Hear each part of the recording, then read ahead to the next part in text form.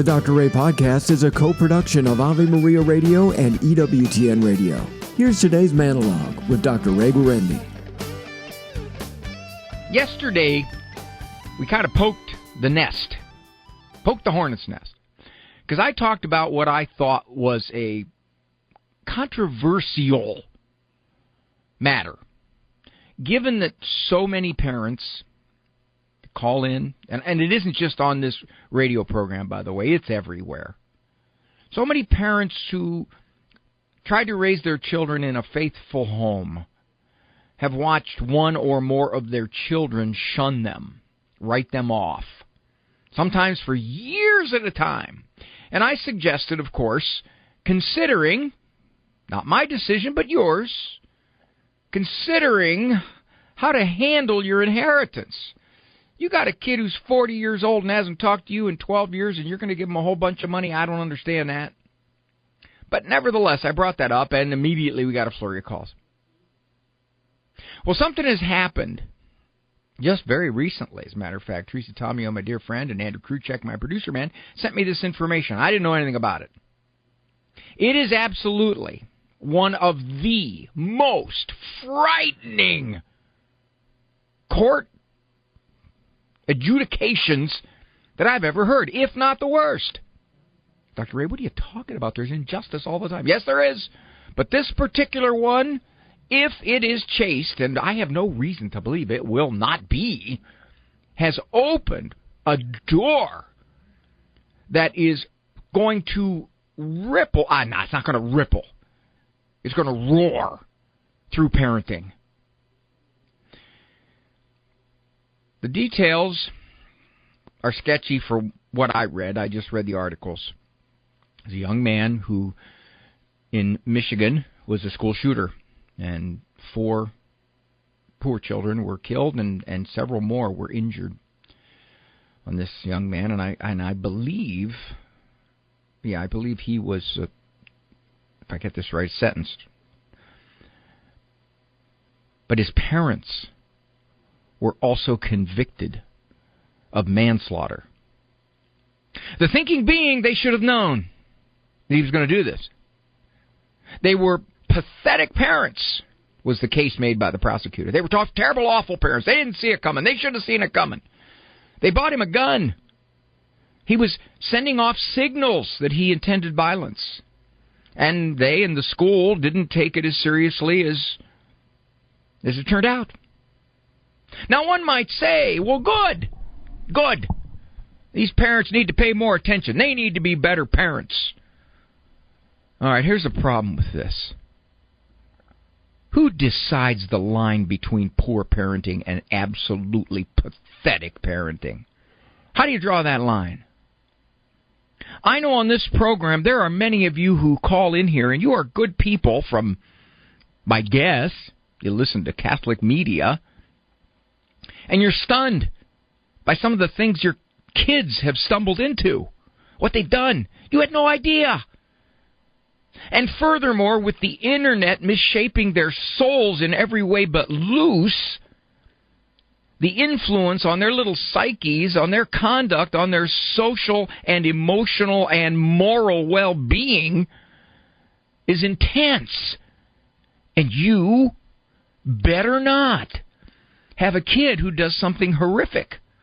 Because if you do, we might just scrutinize all the ways you screwed up. And keeping in mind, it's the experts who are scrutinizing you now. I don't have a whole lot of faith in a lot of experts' ideas about parenting. I think they blow up in our faces. But they're the experts, and you just didn't do it right. You didn't discipline right. You didn't supervise right. You didn't communicate right. You were just a full-out failure. And because of this, your kid did something horrific. He went to a party, and you didn't know there was going to be alcohol at that party. Nevertheless, he went there, and he drank, he got in a car accident, and he killed somebody. And I had, by the way, a friend whose son did this. You responsible? Did you not supervise close enough? Oh, Dr. Ray, you're getting carried away now. Getting carried away. This family that they put on trial and they convicted has had a long history of being neglectful and unsupervising parents. Even if that's so, to say you are going to go to jail now for years because of this? This frightens me down to my toes.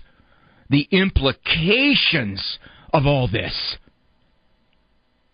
Do you realize what it means? Don't mess it up, parents. Don't fail to predict something terrible your kid could do. Because somebody will come back and say, where were you? Why didn't you know? Why couldn't you anticipate it? Why couldn't you predict it? As an aside,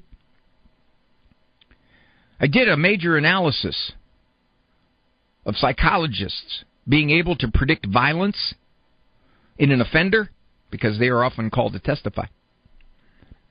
After a review of all the studies, you know the predictive level of psychologists is flipping a coin. That's right, it's 50-50. So even the people that are supposed to be able to predict this stuff aren't very good at predicting it.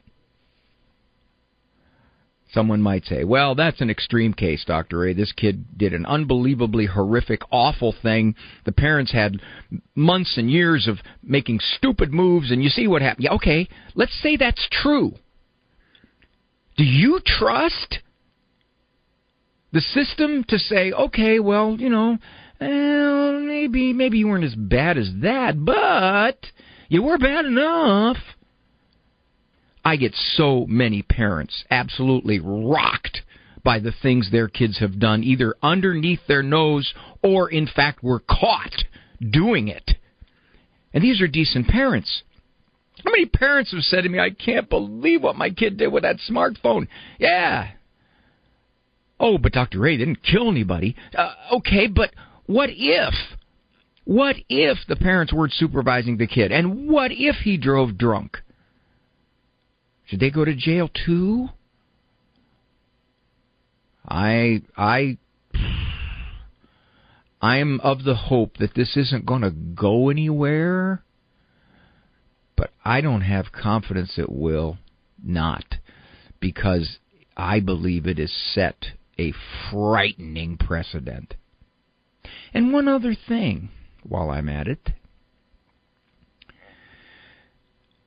Who are the only ones who are really going to care? I think it's the better parents. And the better parents have a tendency to overthink and overanalyze. And all of that overthinking and overanalyzing and future projecting makes their parenting even worse. It does. You can't overthink parenting. It causes all kinds of problems. But if this makes parents overthink and parent tentatively and insecurely because they're so afraid of making mistakes that somehow, some way are going to be tied to something awful their kid does, that'll just make them be even more insecure. And more insecurity raises the odds of having kids do stuff that you don't want them to do. In every way, at every angle, this just is a frightening precedent. And I know there are people who think, no, those parents should be held accountable. I know law enforcement people who think that. They don't realize the implications. We already have laws on the books about abuse and neglect, and you have to establish it. How do you establish something as vague as you didn't parent well enough, you didn't supervise well enough? That's not possible. That's a major judgment call, and even at that, even if you make the judgment they didn't, you're going to put them in jail for it? More of Dr. Ray's monologues can be found on his website, drray.com. Monologues as well as full-length programs of The Doctor Is In can be heard at AveMariaRadio.net and EWTN.com/radio.